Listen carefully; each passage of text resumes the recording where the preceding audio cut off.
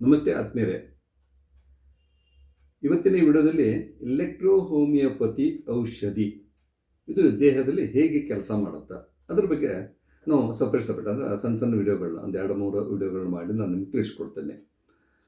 So ಇದು ಹೆಂಗೆ ಕೆಲಸ ಮಾಡ್ತಂತಂದ್ರೆ, ಈ ಎಲೆಕ್ಟ್ರೋ ಹೋಮಿಯೋಪತಿ ಔಷಧಿ ಐತಲ್ಲ, ದೈಹಿಕ ಪ್ರಕ್ರಿಯೆಯನ್ನು ನಿಯಂತ್ರಣ ಮಾಡಲಿಕ್ಕೆ ಮಾಡ್ತಕ್ಕಂಥದ್ದು ನಮ್ಮ ಮೆದುಳು ಇರ್ಬೋದು, ನರಮಂಡಲ ಇರ್ಬೋದು, ಅವುಗಳಿಗೆ ಉತ್ತೇಜನವನ್ನು ಕೊಡ್ತದೆ.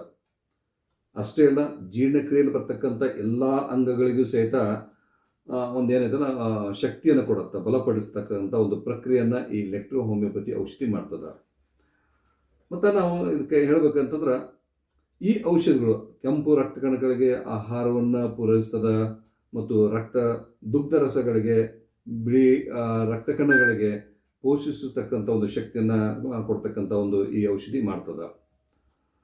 ಮತ್ತು ಈ ಎಲೆಕ್ಟ್ರೋ ಹೋಮಿಯೋಪತಿ ಔಷಧಿ ಏನಂತಲ್ಲ, ರಕ್ತದಲ್ಲಿ ಬರ್ತಕ್ಕಂಥ ಪ್ಲಾಸ್ಮಾ ಇರ್ಬೋದು, ಜೀವಕೋಶಗಳಿಗಿರ್ಬೋದು, ಒಂದು ಪೋಷಕಾಂಶಗಳನ್ನು ಒದಗಿಸ್ತಕ್ಕಂಥ ಪ್ರಕ್ರಿಯೆಯನ್ನು ಈ ಒಂದು ಏನೈತಲ್ಲ ಎಲೆಕ್ಟ್ರೋ ಹೋಮಿಯೋಪತಿ ಪದ್ಧತಿ ಐತಲ್ಲ ಔಷಧಿ ಸಹಾಯವನ್ನು ಮಾಡ್ತದೆ ಅಂತ ಹೇಳ್ಬೋದು. ಧನ್ಯವಾದಗಳು.